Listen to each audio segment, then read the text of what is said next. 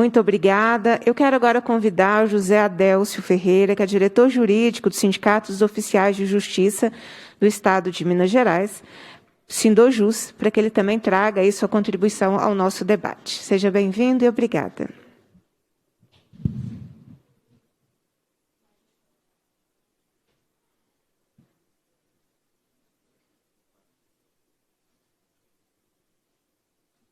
Boa tarde a todos e todas.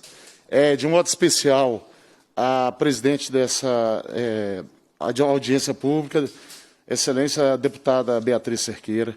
Saúdo de modo especial também aos sindicalistas aqui presentes e os que estiveram presentes, porque nós sabemos, venhamos e convenhamos, que não está sendo fácil ser sindicalista na atual conjuntura pela qual nós estamos passando. O que eu vou ler agora reflete bem o pensamento do Sindojus MG, viu, excelência? Os que me precederam foram brilhantes em suas exposições. E restou claro para todos nós que a adesão ao regime de recuperação fiscal não trará qualquer benefício ao povo mineiro, ainda mais aos servidores que se empenham diariamente para entregar uma gota de dignidade à nossa população tão sofrida. É importante que se destaque aqui, nesta tribuna, que os oficiais de justiça estiveram e estão trabalhando normalmente, presencialmente, na materialização da justiça, estado afora, mesmo nos momentos mais críticos da pandemia da Covid-19. Igualmente, muitos outros servidores também assim o fizeram e, portanto, merecem nosso profundo respeito. Vivemos os tempos sombrios da caça aos servidores públicos, onde o refrão dos inimigos do serviço público e do povo sempre se baseia na austeridade fiscal e na caça aos privilégios.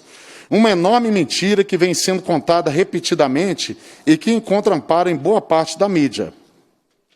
Quando o assunto é regime de recuperação fiscal, o primeiro pensamento que nos toma é consertar as contas públicas, para que ocorram investimentos e, consequentemente, a qualidade de vida dos pagadores de impostos melhore.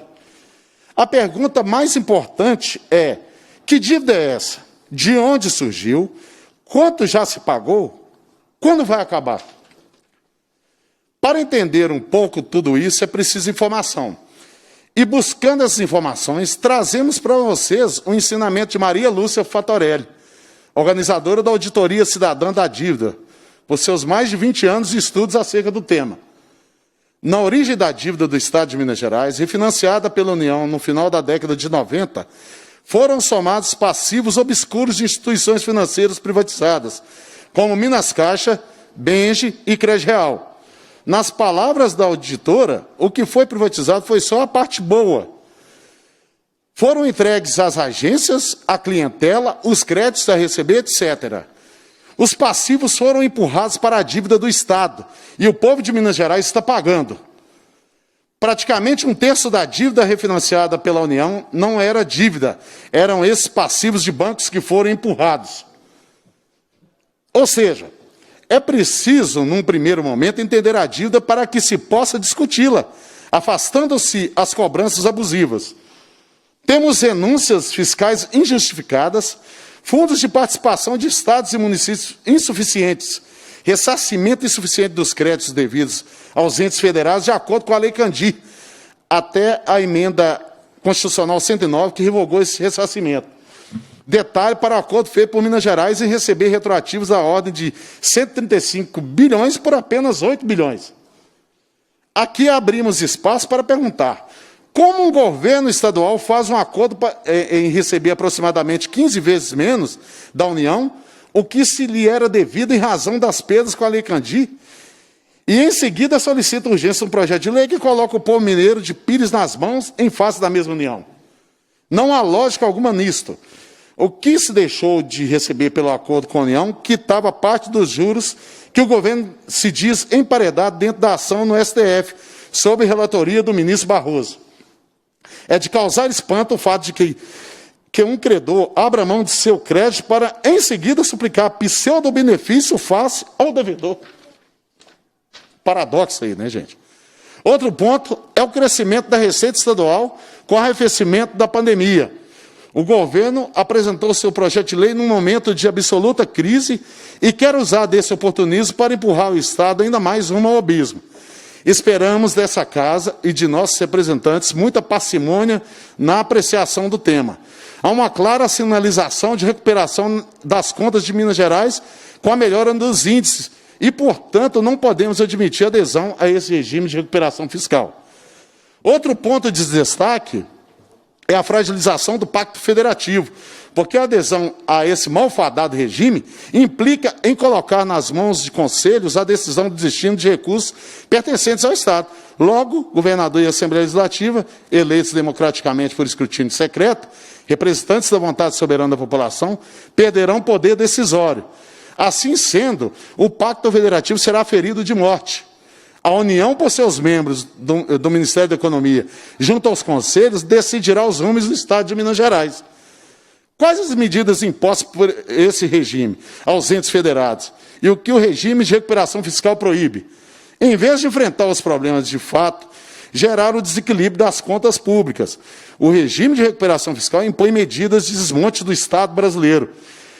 Por exemplo, privatizações ou extinção de empresas públicas, reforma da Previdência nos moldes da Federal, teto do INSS e fundo complementar de natureza privada e contribuição definida, cobranças extraordinárias para manter o equilíbrio, revisão do regime jurídico único, redução de alguns incentivos, teto para gastos primários. Os gastos com a dívida pública ficam fora do teto de gastos.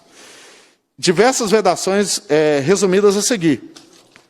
Dentre as proibições trazidas pelo regime de recuperação fiscal se destacam reajustes salariais, depende de lei específica para cada caso, criação de cargos ou alteração de estrutura de carreiras, contratação de servidores, exceto para temporários e chefias, realização de concurso, criação e reajuste de despesa obrigatória, contratação de operações de crédito e concessão de garantias, exceto os financiamentos autorizados. Propositura de ação judicial para discutir a dívida refinanciada pela União. Repita-se, são vedações. Essas medidas representam o desmonte da estrutura do Estado e incentivo ao endividamento ilegítimo. Recordamos aqui também que, não obstante tudo que foi aqui mencionado, que o Estado precisa, antes de mais nada, corrigir suas fraquezas quanto à fiscalização e cobrança dos grandes devedores e sonegadores. Na prática, não temos observado qualquer investimento do Executivo para fortalecimento de sua mão de obra fiscalizadora. O que se tem é um déficit de servidores da área de fiscalização de impostos e tributos. Precisamos combater a sonegação e cobrar que todos paguem seus impostos. Por fim, gostaríamos de conclamar a toda a sociedade mineira, especialmente os servidores públicos, que se unam e cobrem seus parlamentares para que votem contra a adesão ao regime de recuperação fiscal. O parlamentar que votar favoravelmente será lembrado nas urnas em 2022 e não vai voltar.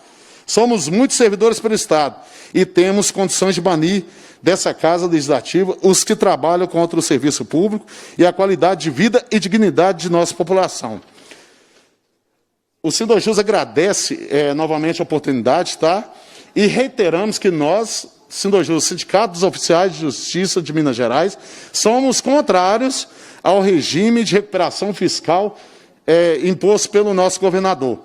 Só complementando, Excelência, se me permite, eu quero conclamar aqui pela ordem que os parlamentares, né, representados pela senhora, nós sabemos da sua luta em prol do mais necessitado, dos trabalhadores e dos servidores, não passe um cheque branco para esse governo federal, que, não sei se vocês se recordam, tem um senhor que integra o governo federal de nome Paulo Guedes.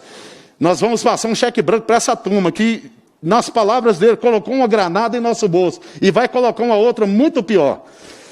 E conclamar aos sindicatos, né, aos servidores, que mantenhamos unidos, né, que não deixemos as peculiaridades de cada classe, de cada sindicato, e que miremos num sindicato único, sindicato do corpo dos servidores do Estado de Minas Gerais.